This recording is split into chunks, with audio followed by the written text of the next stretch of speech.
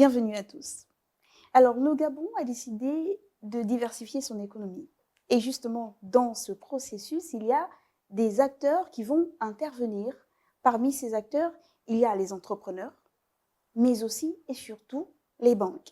C'est donc face à ce challenge-là que les autorités décident de créer la Banque pour le commerce et l'entrepreneuriat au Gabon.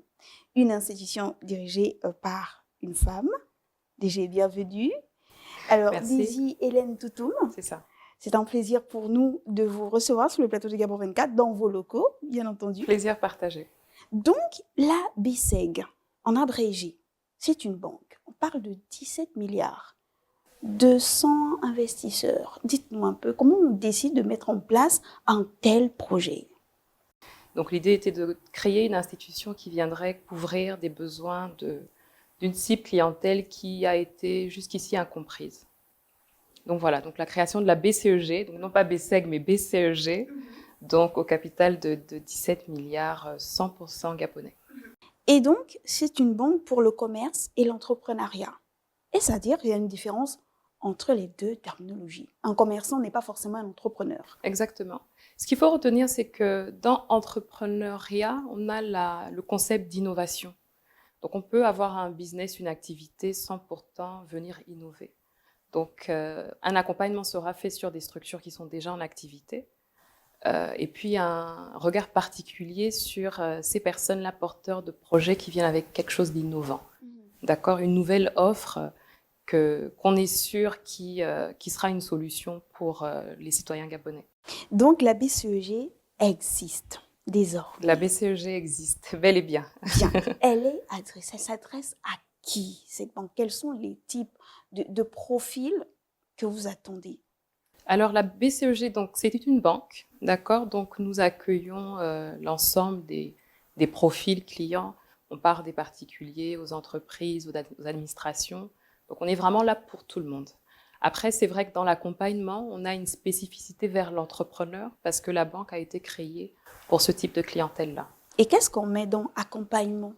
Alors, dans l'accompagnement, on a l'identification des entrepreneurs, on a la structuration, donc tout ce qui est orientation, outils, d'accord, les outils techniques, des ressources intellectuelles pour que les projets soient menés à bien de façon efficiente et efficace.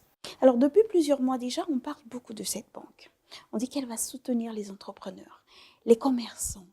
Mais les banques existent déjà au Gabon. Certaines soutiennent même les entrepreneurs. C'est quoi la plus-value de cette institution? Alors, c'est une clientèle qui est assez différente de celle des clients que les banques ont déjà.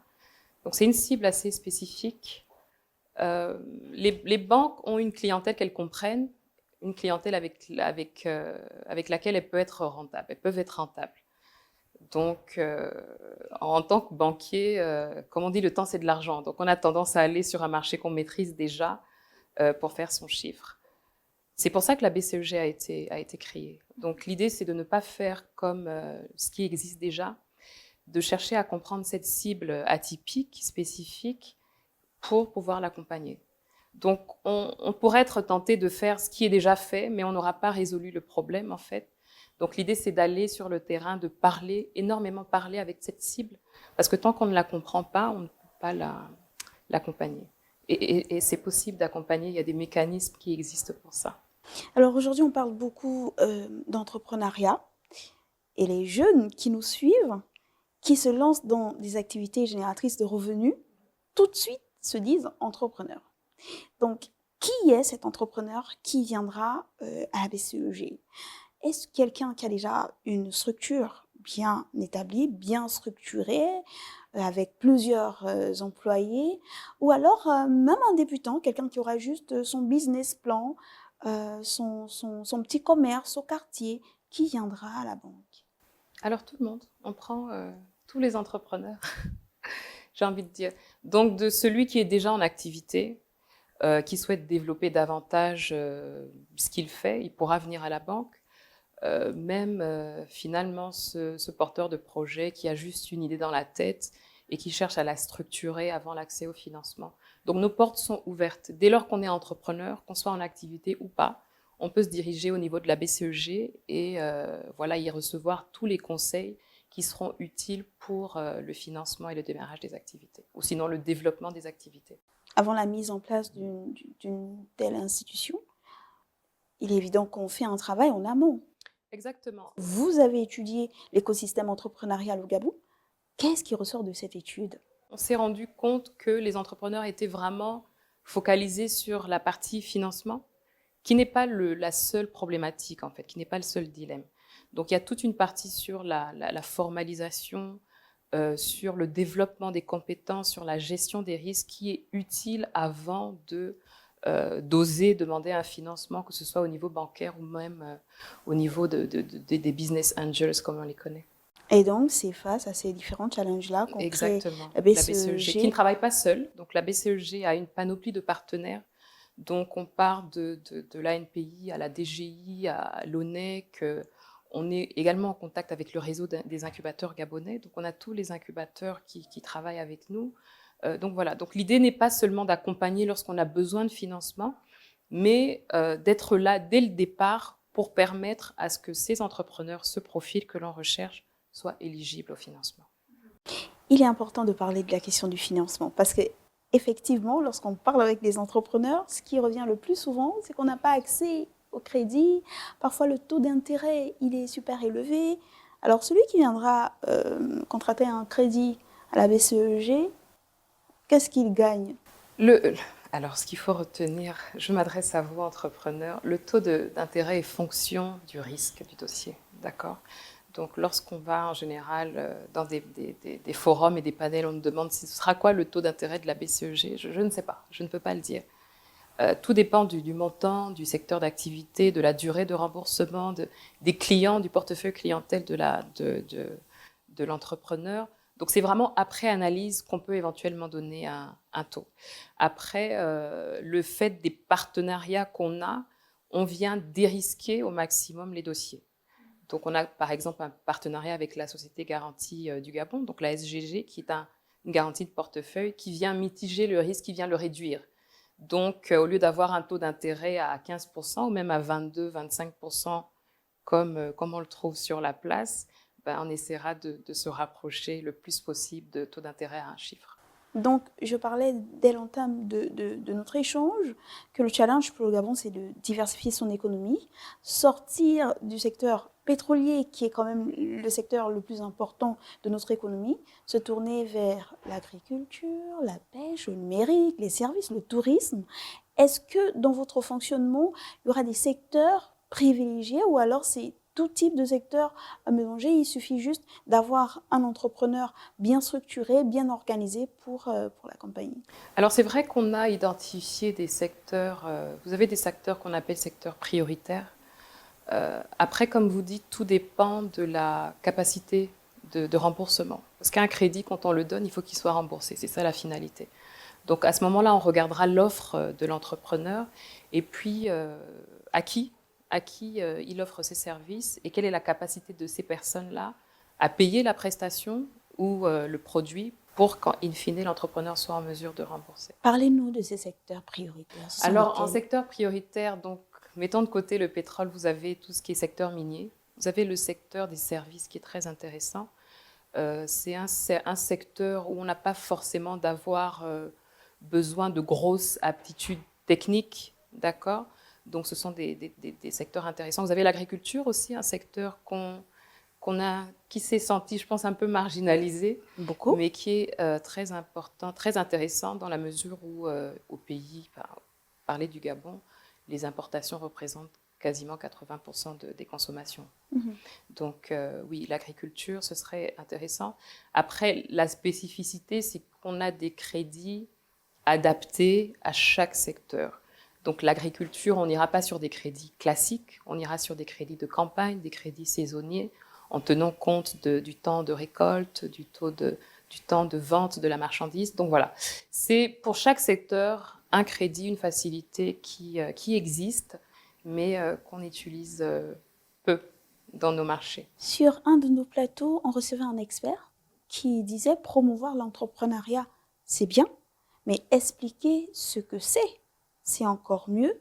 Alors, lorsqu'on parle de banque, tout de suite, on voit l'aspect financier, mais il y a la formation derrière. Est-ce qu'aujourd'hui, vous avez l'impression que les jeunes, ou même l'entrepreneur, que le Gabonais, euh, sait réellement ce que c'est l'entrepreneuriat? Parce qu'après, on crée des entreprises, on se lance dans les activités génératrices de revenus, mais après, on ne tient pas. Et puis, on se dit non, l'entrepreneuriat, ça ne fonctionne pas. Donc, mettre en place une banque, c'est bien, mais la formation derrière, qu'est-ce qu'on fait? Bon, après, j'ai envie de présenter la question autrement. Il y a deux choses. L'entrepreneuriat déjà. Quelles sont les raisons pour lesquelles on se lance dans l'entrepreneuriat? Lorsque je reçois des entrepreneurs, je le dis souvent, je recherche la passion. Un passionné est différent de quelqu'un qui s'est lancé dans l'entrepreneuriat par défaut. Je n'ai pas trouvé du travail, j'ouvre ma petite boutique, c'est pas la même chose. Et c'est vrai qu'à ce moment-là, on ne vivra pas les challenges de la même manière. Quand on aime réellement ce qu'on fait, on se bat. Comme on dit, la vie de l'entrepreneur, c'est une vie d'adulte parce qu'il y a énormément de challenges et il faut être capable de pouvoir se relever quand on est tombé. Donc, tant qu'il n'y a pas de passion, ce sera difficile parce que rien n'est facile. Rien n'est facile. Des dilemmes viennent de partout, des variables externes. Il y a des menaces partout, même pour les très grosses sociétés. Donc, ce qu'on recherche, c'est déjà la passion. Et ce qu'un entrepreneur devrait rechercher, c'est la passion. Ne pas se lancer dans une activité que tout le monde fait, juste parce qu'elle pourrait être génératrice de revenus à court terme, mais vraiment se lancer dans quelque chose qu'on aime et qui pourrait venir couvrir un besoin pour le pays. Donc déjà, cette nuance est très, très importante. Après, donc il y a le côté entrepreneur, il y a le côté banque aussi. Est-ce qu'on sait c'est quoi une banque? Lorsqu'on discute avec les entrepreneurs, parce qu'effectivement, chaque semaine, on rencontre pas mal de profils d'entrepreneurs, la première question qui arrive, c'est le financement. Mais la banque ne fait pas que ça. La banque ouvre des comptes bancaires, la banque épargne des fonds, la banque offre beaucoup de produits de banque à distance, des moyens monétiques. Donc la banque, oui, c'est le crédit, mais il y a pas mal de produits et services qui sont autour de ce crédit-là.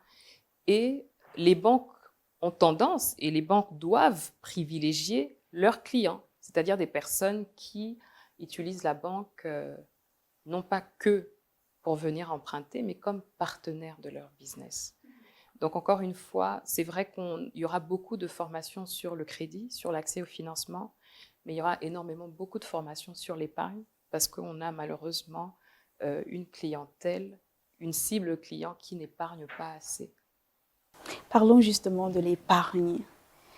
Pour avoir un accompagnement à la BCEG, je dois absolument avoir un compte d'épargne dans cette institution. Pourquoi? Bien sûr, parce qu'on est une banque et une banque accompagne ses clients. Donc, pour obtenir un financement ou n'importe quel produit de la BCEG, il faut ouvrir un compte bancaire.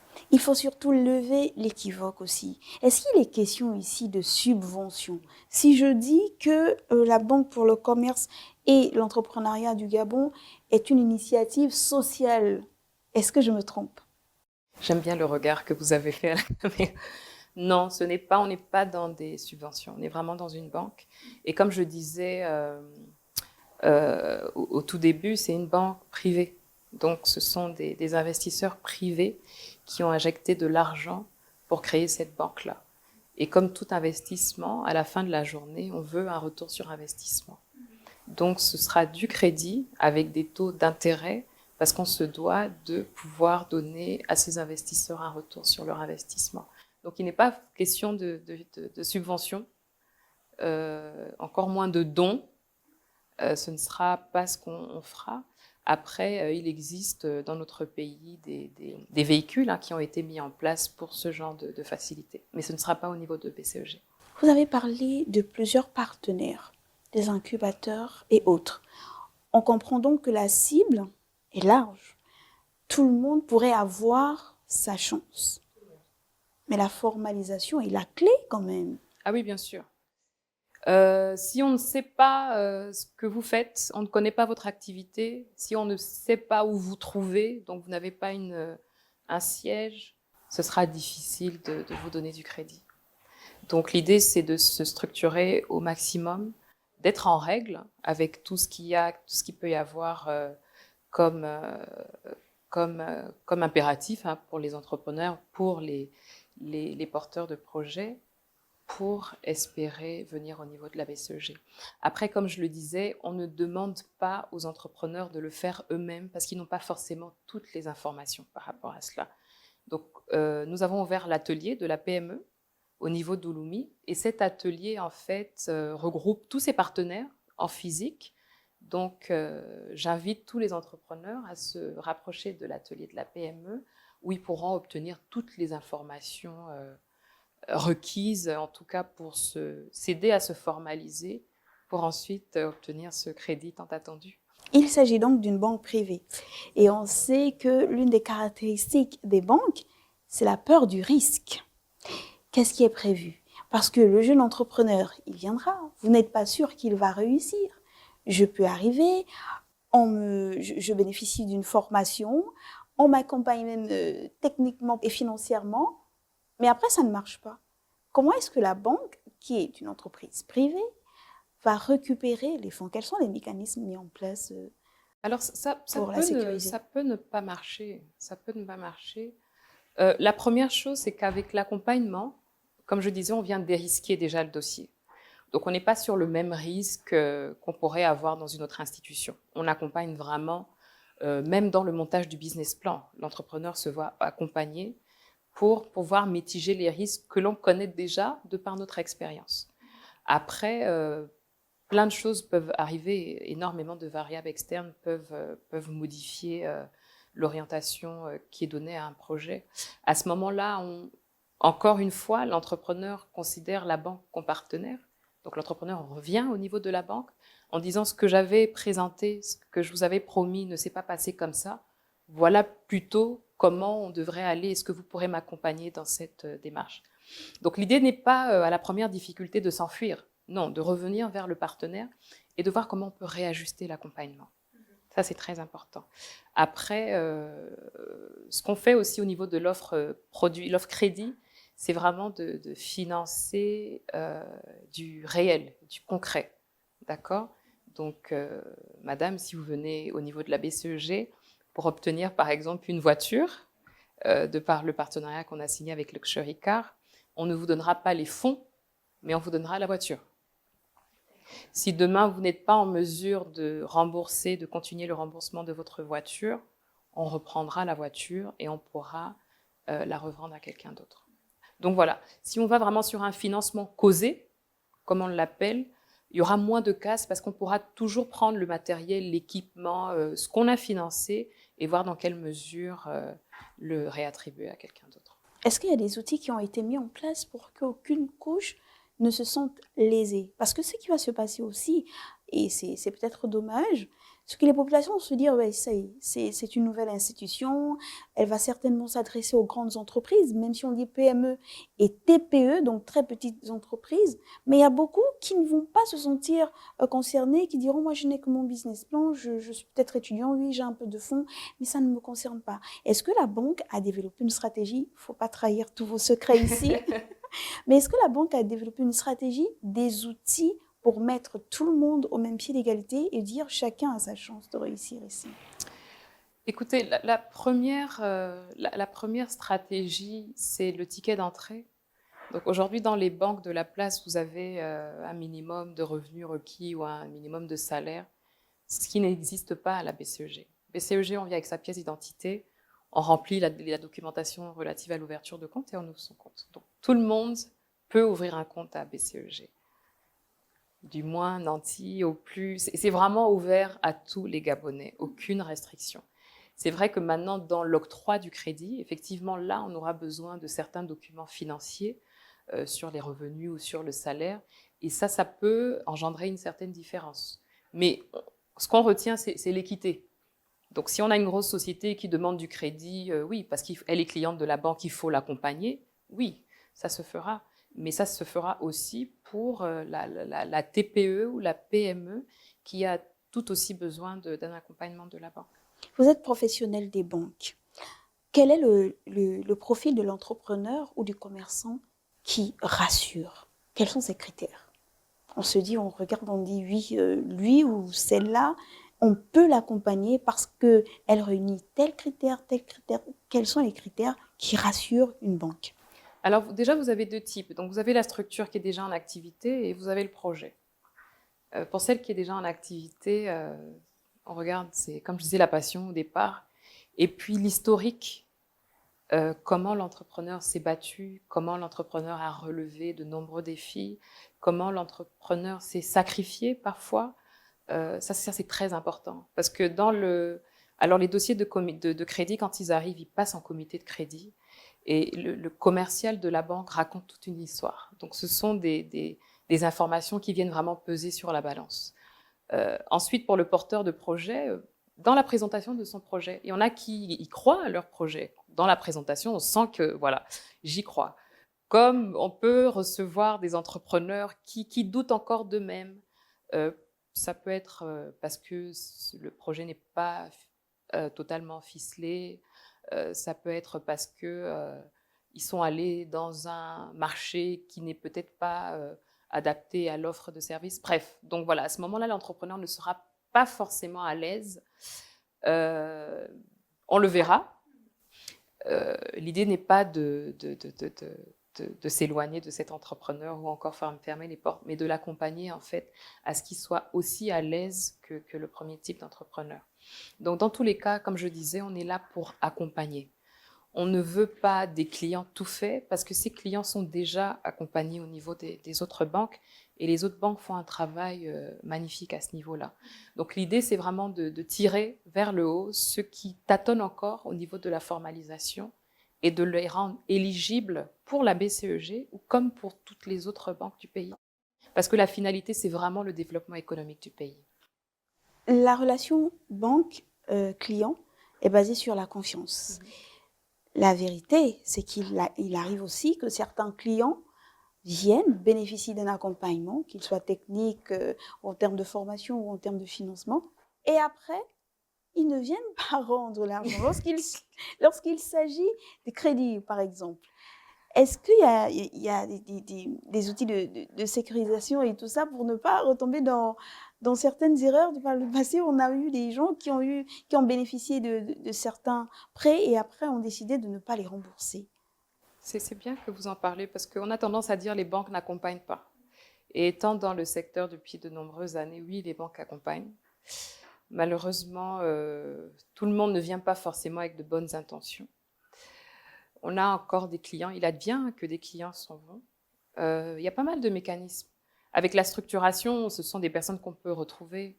On sait où ils sont physiquement, donc on peut s'y rendre. On sait quels sont les clients qui travaillent avec eux, donc on peut aller aussi au niveau de son écosystème.